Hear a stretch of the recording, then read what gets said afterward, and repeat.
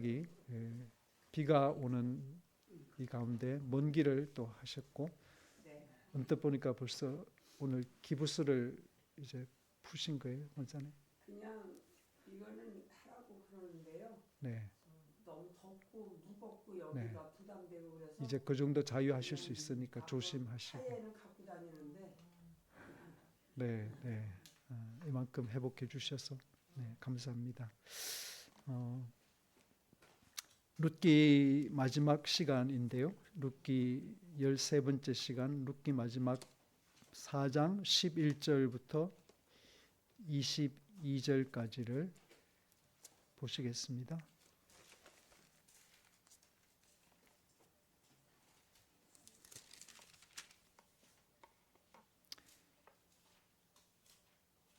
(4장) 11절부터 끝절 22절까지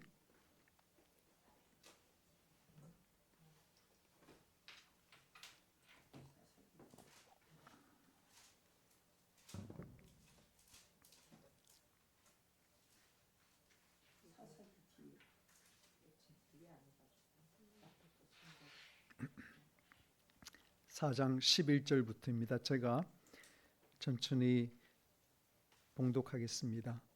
성문에 있는 모든 백성과 장로들이 이르되 우리가 증인이 되나니 여호와께서 내 집에 들어가는 여인으로 이스라엘의 집을 세운 라헬과 레아 두 사람과 같게 하시고 내가 에브라스에서 유력하고 베들레헴에서 유명하게 하시기를 원하며 여호와께서 이 젊은 여자로 말미암아 내게 상속자를 주사 내 집이 다말이 유다에게 낳아준 베레스의 집과 같게 하기를 원하노라 하니라. 이에 보아스가 룻을 맞이하여 아내로 삼고 그에게 들어갔더니 여호와께서 그에게 임신하게 하심으로 그가 아들을 낳은지라. 여인들이 나오미에게 이르되 찬송할지로다. 여호와께서 오늘 내게 기업 물을 자가 없게 하지 아니하셨도다. 이 아이의 이름이 이스라엘 중에 유명하게 되기를 원하노라.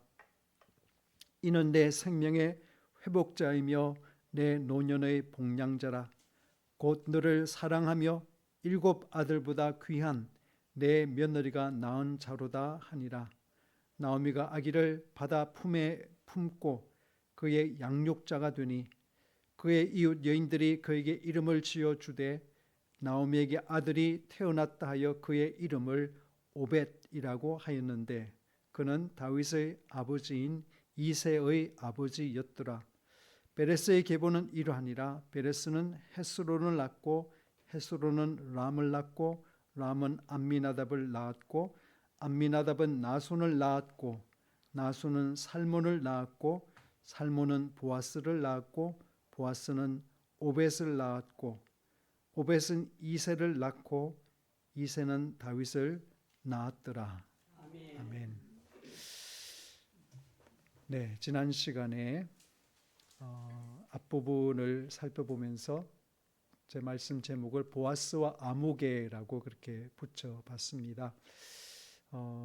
룻과 나오미 가족에게는 보아스보다도 더 가까운 친족이 있었습니다.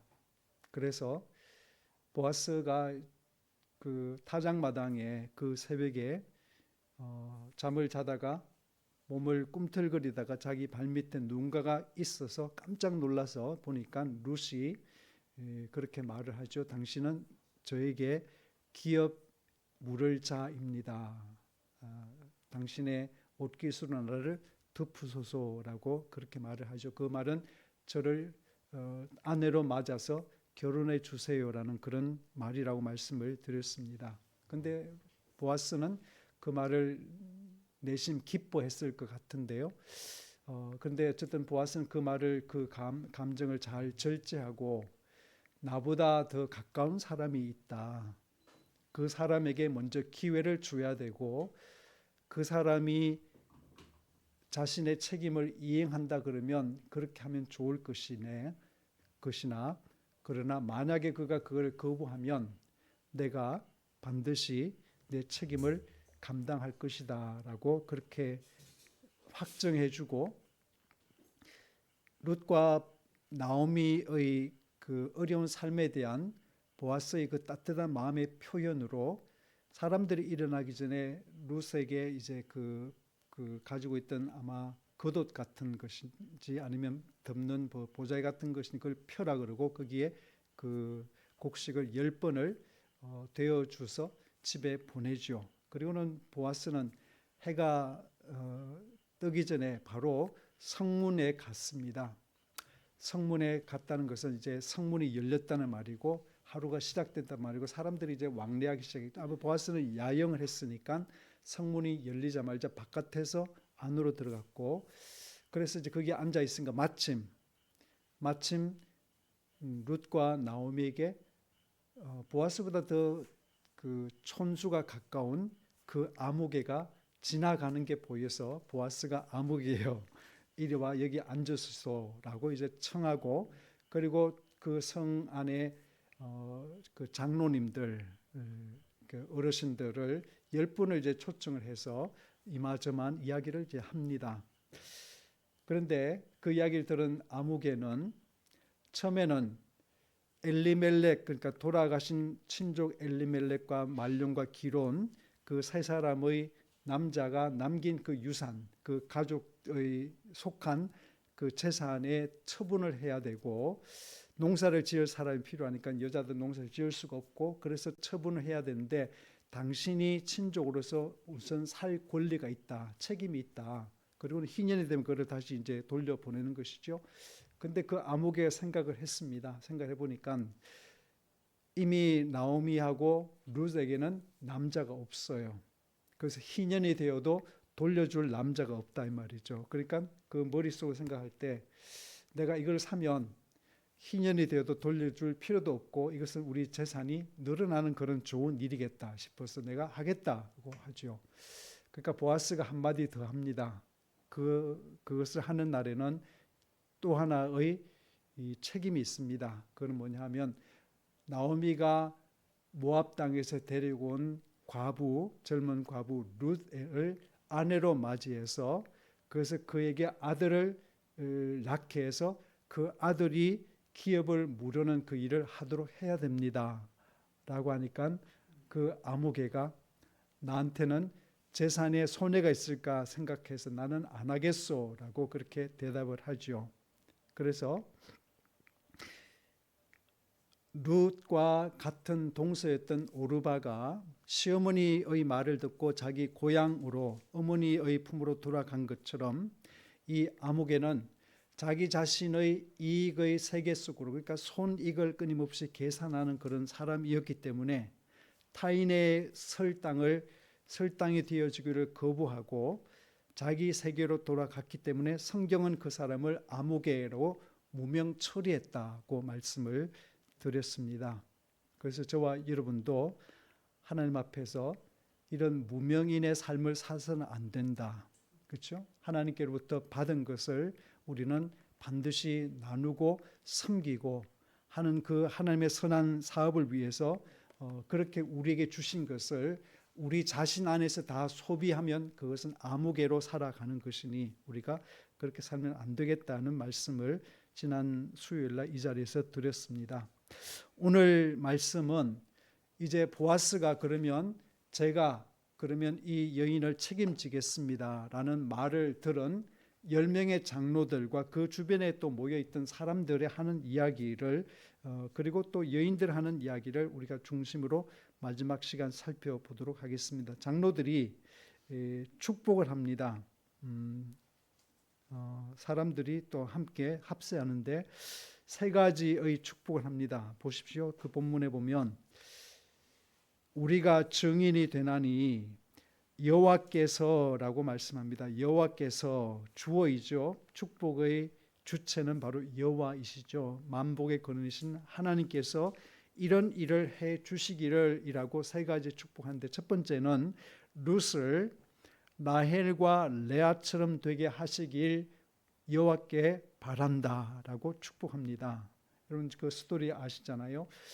야곱이라는 사람이 형 에서를 늘 속여 먹고 살다가 장자권까지 빼앗고 그 일을 위해서 어머니하고 공모하고 그 눈이 거의 멀어가는 아버지의 눈을 속이고 염소 털로 자기 팔에다가 그걸 감아서 마치 형인 것처럼, 털이 많았던 에서 형인 것처럼 그렇게 변장해서 가서 형이 받을 그 장자권과 그 축복을 다 받지 않습니까? 그러니까 형이 자기가 사기를 당했던 그것을 알고서는 이놈을 내가, 아버지가 돌아가시면 이놈은 내가 죽여버리겠다고 그렇게 아주 단단히 사리를 품자 어머니 리브가가 이거를 두고 볼 수가 없다. 어떻게 두 아들을 다 잃겠느냐 해서 외삼촌 집으로 보내죠. 라반의 집으로 보냅니다. 그래서 라반의 집에, 멀리 며칠을 가야 되는 그 라반의 집에 야곱은 계보다리 하나를 들고 가지 않습니까? 그곳에 도착해서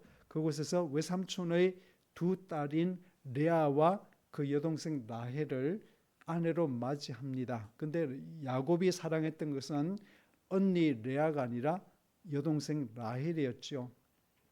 아무튼 두 여인을 아내로 맞이하게 된 야곱은 그에 대해서 두 여인의 어떤 서로 간의 질투로 말미암아서 자신들의 여종들까지 얻어서 빌하와 실바라는 두 여종까지 얻어서 4명의 아내를 맞이합니다. 그리고 그 4명의 아내로부터 야곱은 12명의 아들을 얻게 되죠. 그래서 12 이스라엘 민족, 그 이스라엘 지파의 조상이 되는 것이 바로 야곱이고 그의 이름이 이스라엘로 바뀌지 않습니까? 그래서 지금 장로들이 축복하는 것은 이스라엘의 집을 세운 라헬과 레아처럼 되기를 원한다는 그 이야기는, 한편으로는 룻이 당신에게 그렇게 다산해서 많은 자녀를 안기기를 바란다는 그런 뜻도 있지만은, 한편 생각하면 떠돌이 인생이었던 야곱이 외갓집에 가서 외삼촌의 두 딸들과 그 몸종들을 얻어서, 아내를 얻어서 12명의 자녀를 갖게 되어서 졸지에 한 민족의 아버지가 되지 않았습니까? 그래서 보아스가 아내로 룻을 맞이하는 그 행위뿐만 아니라 보아스 자신에게도 이 일이 큰 축복이 되기를 원한다. 그 이야기를 지금 하고 있는 것이지요. 네. 두 번째 축복은 내가 에브랏에서, 에브랏이라는 것은 베들레헴의 옛 이름입니다. 옛날에는 에브랏이라고 그렇게 불렀고, 우리 그 미가서에도 보면 에브라다야 내가 결코 작지 않도다라고 하는데 그게 바로 베들레헴에 대한 그 호칭이죠. 그래서 네가 에브랏에서 유력하고 베들레헴에서 유명하게 되기를, 그렇게 해 주시기를 여호와께 비노라, 여호와께서 그렇게 해 주시기를 바란다라고 축복하고 있습니다. 근데 여러분, 우리가 이미 살펴본 것처럼 보아스는 유력한 자라고 하지요. 그래서 현숙한 자와 유력한 자란 말이 여성일 때는 현숙한 여자라고 그렇게 번역이 되고 남자일 때는 유력한 자로 번역된다는 것을 우리가 살펴봤습니다. 그래서 룻도 현숙한 여인이었고, 그리고 또 보아스도 유력한 사람, 똑같은 그 동사를 쓰고 있다, 그 용어를 쓰고 있다고 말씀을 드렸습니다. 근데 이미 유력하고 유명한 보아스가 또 축복을 받아 이렇게 되기를 바란다는 그 말은 중첩되는 어떤 그런 것이 아니라, 아무개라는 사람은 룻을 아내로 맞이하면 자기 재산에 축이 나고 손해를 볼까봐 두려워서 자신의 세계로 돌아갔지만, 이 장로들은 보아스가 도리어 더 확장되기를 빌었다는 것입니다. 더 확장되고 더 큰 사람이 되기를 빌었다. 그리고 우리는 그것이, 그 축복이 단지 그냥 메아리 치고만 어떤 그런 좋은 말이 아니라 실제로 그렇게 되었다는 것을 우리는 알고 있습니다. 잠언 19장 17절에 보면 유명한 말씀이 있죠. 가난한 자를 불쌍히 여기는 것은 여호와께 구워 드리는 것이니 그의 선행을 그에게 갚아 주시리라 고 말씀하고 있습니다. 가난한 자를 불쌍히 여기는 것은 여호와께 꾸어 드리는 일이다. 그래서 하나님은 반드시 그 선행에 대해서 갚아 주신다. 하나님은 보아스의 삶 속에 충분히 갚아 주셨습니다. 세 번째 축복입니다. 내게 상속자를 주사 내 집이 다말이 유다에게 낳아준 베레스의 집과 같게 하시길 바란다라고 그렇게 축복하고 있습니다. 여기서 우리가 다말이라는 사람은 창세기 38장에 나오는 이야기이죠. 요셉이 팔려간 그 이야기가 37장에 나오고 38장이 요셉이 애굽에서 어떤 삶을 살아가는 거 바로 연결하지 않고 38장 한 장을 갑자기 그 카메라의 렌즈를 유다라는 사람에게 비추고 있는데 왜 그런가 하면 유다가 여러분 그 스토리 기억하시 37장에 보면 꿈꾸는 자가 오는도다라고 형제들이 그동안 미워했던 이를 갈며 미워했던 요셉이 자기들이 양치는 곳에 옵니다. 그러니까 형들이 저놈 오네 그러면서 오늘 저놈 초상날이다 죽여버리자 라고 하죠. 그런데 큰형 루벤은 책임감이 있잖아요. 큰일이 생기면 그 책임을 아버지한테 보고를 해야 되고 자기가 책임을 져야 되는 그런 그 짐이 있기 때문에 그렇게 하지 말자. 일단 쟤를 그냥 웅덩이에 빠뜨려 놓고 어떻게 할지 우리가 생각해 보자 라고 했는데 루벤이 어디 간 사이에 저 멀리서 그 낙타를 타고 장사를 다니는 그 대상들이 오죠. 상인들이 옵니다. 미디안 상인들이 옵니다. 그래서 유다가 제안을 했습니다. 우리 형제를 죽여서 뭘 하겠느냐? 은 20냥의 죄를 팔아버리자 라고 제안한 것이 바로 유다거든요. 그래서 그 유다가 20냥을 받고 뭘 했는지 잘 모르겠습니다. 형제들께 잘 품바이랬는지 잘 모르겠는데 아무튼 그 유다에게 무슨 일이 일어났는지를 기록하려고 38장에 보면 유다가 다른 지역 이방 지역에 가서 거기서 결혼을 했고 거기서 자식을 셋 낳았고 그 셋 중에 한 명 그 장자가 결혼했으나 그 결혼한 아이가 하나님 앞에 악해서 죽임을 당했고 둘째 아이가 형수를 이어받았으나 걔도 형수에게 애를 낳으면 자기 것이 될지 아니하고 형이 좋은 일 하게 될 줄 알고 그래서 엉뚱한 일을 했죠. 그러니까 하나님께 그것도 악하게 보시 죽이셨습니다. 그래서 유다가 어떻게 해서 자기 며느리 다말을 막내가 아직 어리니까 제 클 때까지 기다려 친정까지 기다리라 했는데 커서도 아무런 일을 안 하니까 다말이 성전 창기인 것처럼 그렇게 변장하고서 시아버지를 그렇게 이제 하룻밤 관계를 맺습니다. 그리고 아들을 낳은 것이 쌍둥이였습니다. 세라와 베레스였습니다. 그런데 성경은 베레스라는 말밖에 안 쓰고 있죠. 내게 상속자를 주사 내 집이 다말이 유다에게 낳아준 베레스의 집과 같게 하시길이라고 이야기합니다. 룻이 이방 여인인 것처럼 또 그 일을 당하고 나서 유다가 이야기합니다. 네가 나보다 더 의롭도다라고 합니다. 그래서 의롭게 행동한 그 다말처럼 룻이 비록 이방인이고 총회에 들어올 수 없는 모압 출신 여인이긴 하나 그러나 하나님께서 그 딸을 불쌍히 여겨서 다말이 그렇게 사용된 것처럼 룻도 하나님의 계보를 이어가시기를 원한다라고 그렇게 축복을 하고 있습니다. 네. 근데 여러분 우리가 좀 간과하는 것이 하나 있습니다. 그건 뭐냐 하면 12절 다시 보시죠. 여호와께서 이 젊은 여자로 말미암아 내게 상속자를 주사라는 말을 하는데 상속자를 주사라는 말은 어쩌면 그에게 재산도 있었고 명예도 있었지만은 그에게 자식이 없을 수도 있다라는 뜻을 의미합니다. 그래서 마치 아브라함에게 재산도 있었고 명예도 있었고 다 있었지만은 75세 하나님 앞에 부름받는 그날까지 자식이 없었던 것처럼 보아스에게도 그런 형편일 수도 있다라고 하는 것입니다. 그러니 그 보아스에게 자식이 생긴다는 것은 얼마나 소중한 일이겠습니까? 오늘 아침에 제가 잠깐 읽은 어디 이야기를 보니까 미국의 켈빈 신학교에서 교수였던 분이 이제 학교가 그분을 보내서 멕시코에 가서 그분이 몇 년 동안 선교학을 가르치는 그런 일을 했답니다. 교수 이름이 그린웨이라는 분인데요. 그 이분이 하루는 자기 서재 있는데 누가 문을 똑똑똑 두드렸어요. 그래서 나가 보니까 아주 초췌한 멕시코 여자아이가, 초등학교 여자아이가 그 문 앞에 서 있는 거예요. 그래서 사정을 들어보니까 얘의 엄마는 3살 때 돌아가셨고 아버지는 알코올 중독자고, 그래서 이 아이를 죽이겠다고 해서 얘가 도망쳐 나온 거예요.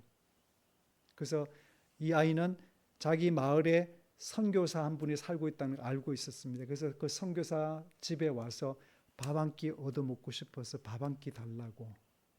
그러니까 선교사 얼마나 마음이 아팠겠어. 그 사정을 들어서. 그래서 그 아이를 이제 집에 들여서 얘를 도저히 밥 한 끼 먹여서 보내면 안 될 것 같아, 세상으로 보내면. 그래서 가족 회의를 하고 뭐 변호사를 만나고 그래서 이 아이를 입양하기로 그렇게 결정합니다. 그래서 합법적인 절차를 거쳐서 이 아이를 입양을 했어요. 입양하는 날 그 아이에게 그렇게 이야기했습니다. 얘야, 이제는 네가 우리 딸이야. 엄마라고 부르고 나를 아빠라고 불러. 그리고 이 집에 있는 모든 것은 다 네 거야. 마음대로 네가 가져도 돼. 그리고 네가 필요하면 언제든지 우리한테 와서 이야기해라. 그런데 얘가 그렇게 어렵게 살았으니까 뭐를 요구를 하지 않는 거예요. 그게 마음이 아팠던 거죠. 근데 한참이 지나고 났는데 서재에 있는데 그 아이가 아빠한테 왔어요. 그리고는 아주 그 기어 들어가는 소리로 망설이면서 아빠 그러는데, 그래서 뭐가 필요해 그랬더니만은 한참 망설이다 거의 하는 이야기, 아빠 내가 신발끈이 필요해요. 그 말을 딱 하더라는 거예요. 신발끈이 필요하다고. 근데 이 교수님이 그 순간에 의자를 돌려서 펑펑 울었다는 거 아니에요. 왜냐하면 자기를 아빠라고 불렀고, 또 하나는 그 아이가 아빠에게 아주 하찮은 것이지만 신발끈이 필요하다고 그거를 사달라고 그렇게 부탁을 한 거잖아요. 그래서 이제 이 선교사님은 그 순간에 하나님의 마음이 생각났다는 거예요. 하나님께서도 우리가 이렇게 정말 진정한 마음을 담아서 하나님께 무엇인가를 내가 가지고 싶은 가질 수 없는 무엇인가를 부탁할 때 하나님의 마음이 이러시지 않을까. 내가 이 아이가 아빠라고 부르는 것이 그렇게 좋은데 하나님 앞에 우리가 기도할 때도 하나님 내 마음을 담아서 아빠라고 그렇게 부를 수 있으면 하나님 마음이 얼마나 뭉클할까라는 생각이 들어서, 그래서 그 순간 풍풍 울었다는 그 이야기를 제가 들었습니다. 만약에 여러분 보아스가 학자들이 추정하는 대로 재산도 있었고 명예도 있었는데 자식이 없었다 생각해 보세요. 그랬는데 룻과 결혼해서 그에게 자식이 생겼다면 보아스가 받은 그 보상, 그 기쁨이라는 것은 말할 수가 없을 것이다. 네, 그런 생각이 드는 것이죠. 자, 장로들은 이처럼 보아스와 룻의 결합을 생각하면서 유다와 다말의 결합을 또 연결을 시켜서 구원 이야기의 하나님께서 인류를 구원하신 그 구원 이야기, 큰 이야기의 일부로 집어넣습니다.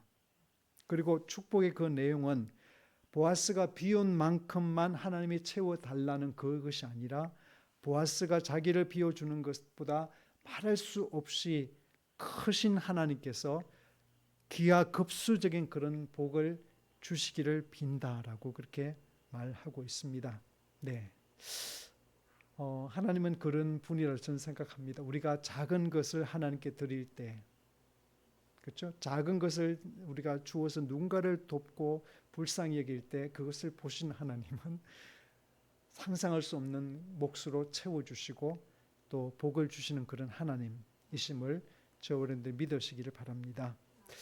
자, 그 다음에는 그 여인들이 나오미에게 축복하는 이야기가 또 나옵니다. 네. 14절에 보니까 여인들이 나오미에게 이르되 찬송할지로다. 여호와께서 오늘 내게 기업 물을 자가 없게 하지 아니하셨도다. 이 아이의 이름이 이스라엘 중에 유명하게 되기를 원하노라.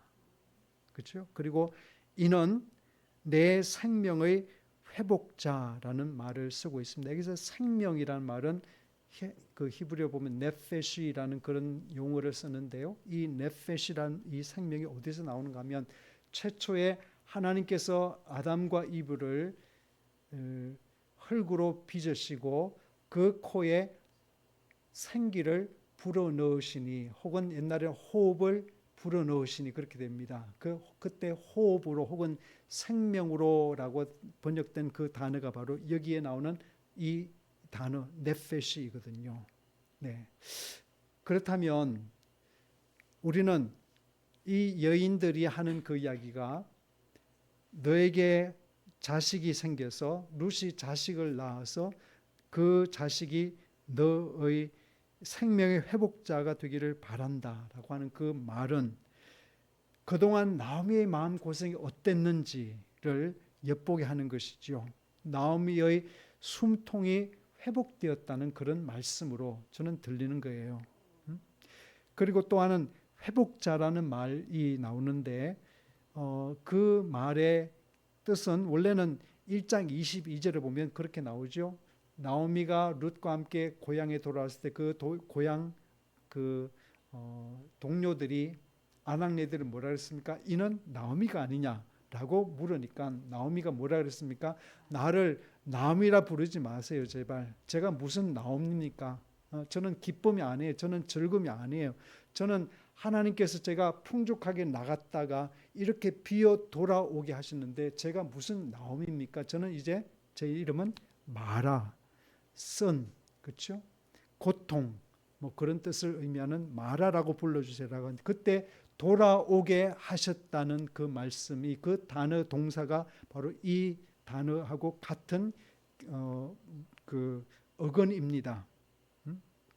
그래서 회복자라는 그 표현을 굳이 쓰는 것은 마라로 자처했던 이 나오미가 이제 나오미로 회복되었다.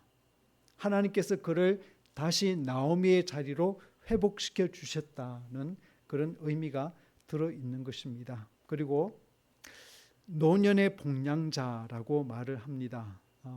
저는 이 본문을 보면서 이게 조금 과도한 책임 아닌가? 이 어린애 태어났다고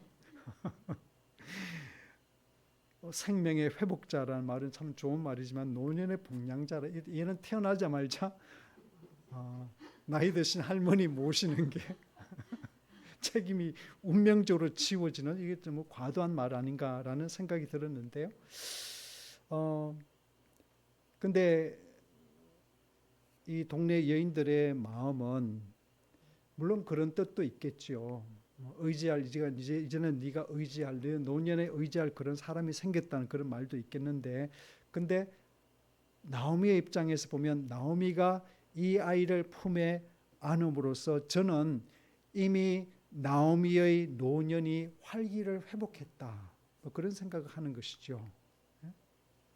그래서 지금까지는 나오미는 늘 잃어버리고 죽고 하는 그 텅 빈 인생을 살았다면 갑자기 한 아이를 이제 안음으로써 오벳이라는 이 어린 아이를 안음으로써 나오미의 삶 속에 뭔가 가득 채워지는 오랜만에 생명이 느껴지는 그런 순간을 맞이하고 그런 삶을 이제 살게 될 것이다. 하나님께 그런 삶을 허락할 것이다는 그런 생각을 하게 되죠. 그래서 이 아이가 나오미의 뭐 노후 대책이다, 뭐 보험이다, 혹은 효도 압박을 받는 그런 것이 아니라 바로 끊어진 그 가문의 대를 회복하는 그런 사람으로서 아주 중요한 그런 임무를 그가 안았다는 그런 말씀으로 이해를 하는 것입니다.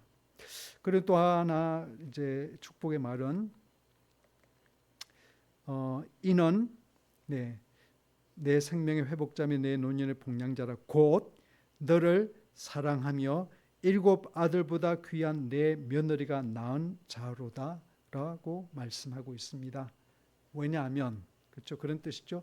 너를 이 아이의 엄마는 너를 사랑했고, 근데 여기서 사랑했다는 말에서 표현된 그 히브리 단어는 헤세드입니다. 헤세드. 네.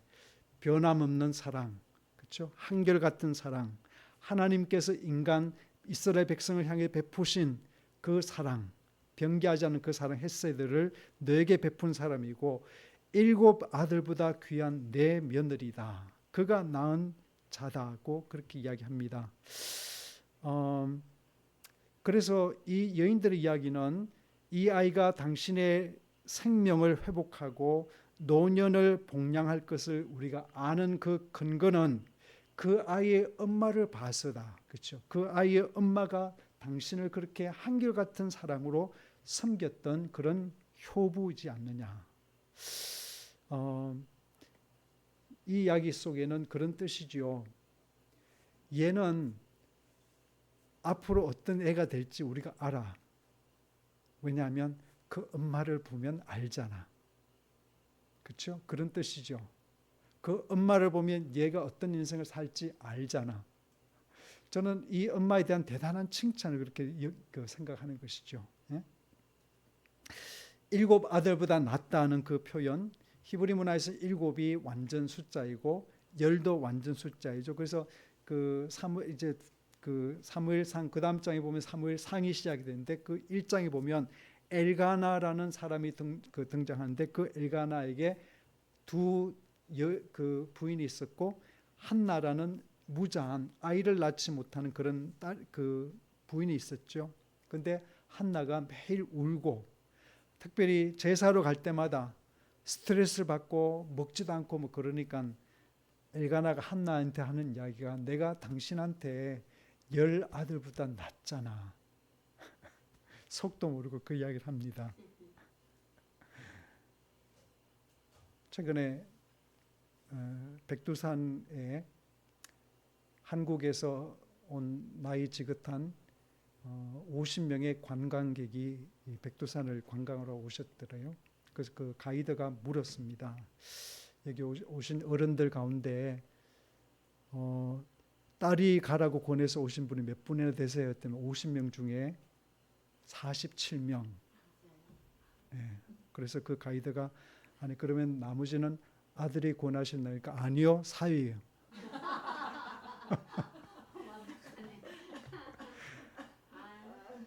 네.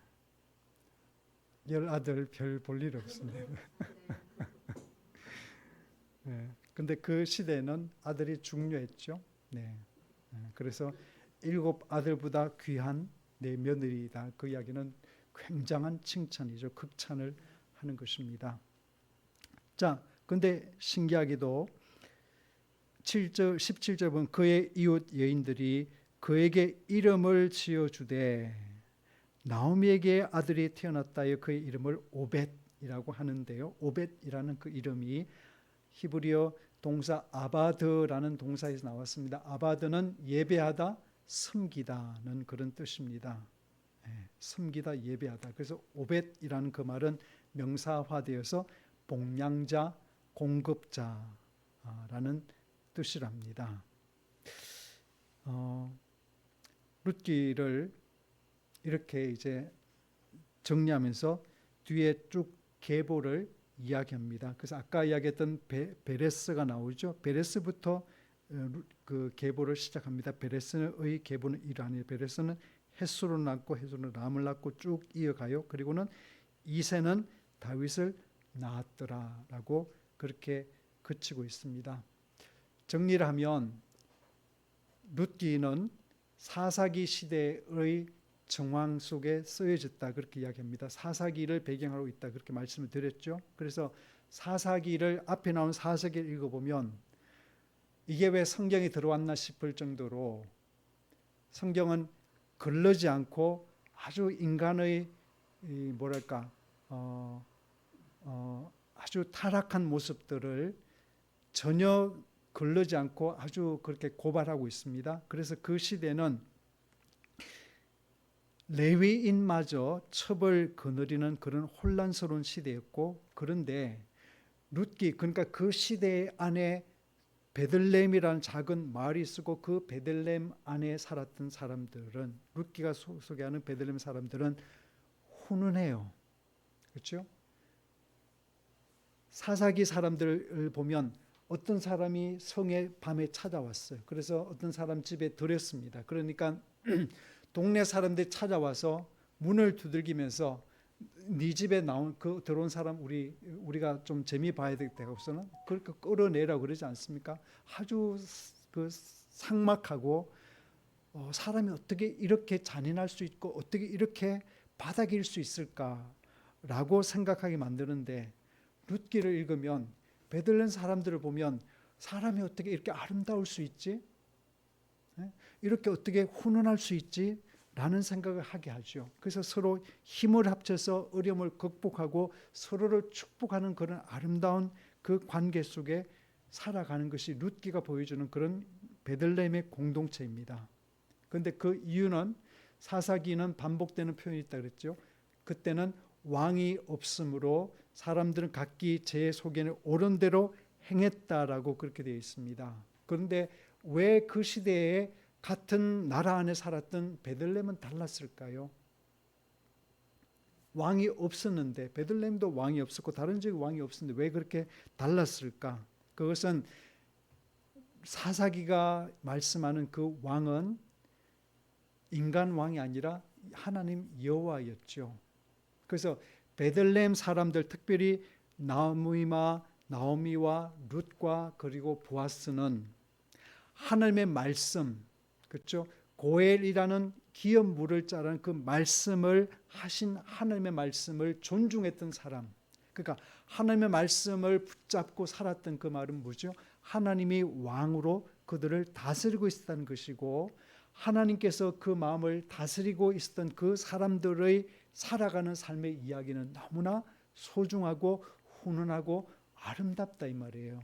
공동체가 살만하고 어떻게 이렇게 삶이 아름다울 수 있을지라고 우리가 감탄하게 되는데, 그런 하나님을 말씀을 마음의 주축으로 삼지 못하고 살아가는 나머지 사사기의 사람들의 삶은 참으로 바닥이고 너무나 헛헛했다, 그런 이야기죠.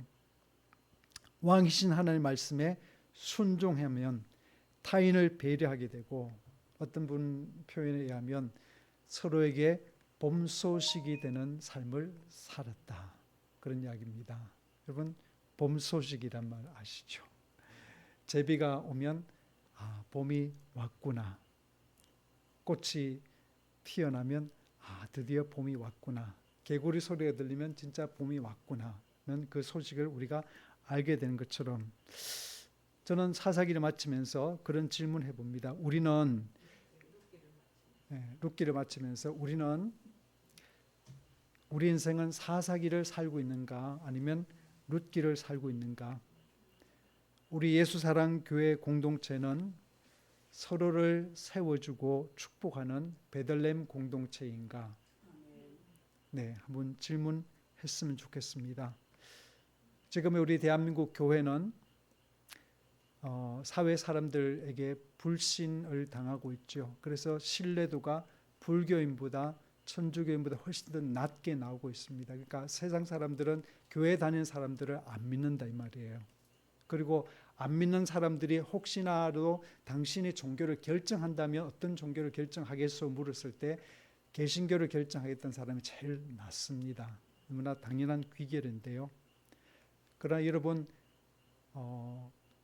우리가 이런 걸 생각하면 좀 마음이 무겁지만은 희망이 없는 건 아닙니다.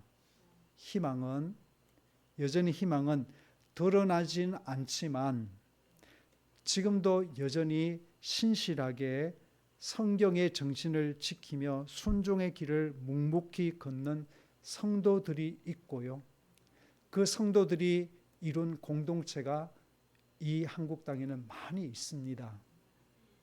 저는 우리 예수사랑 교회가 그런 공동체 중에 한 공동체이기를 바라고, 또 저와 여러분이 그런 숨은 하나님을 경외하고 신실하게 성경의 정신을 실천하며 살아가는 그런 성도이기를 바랍니다.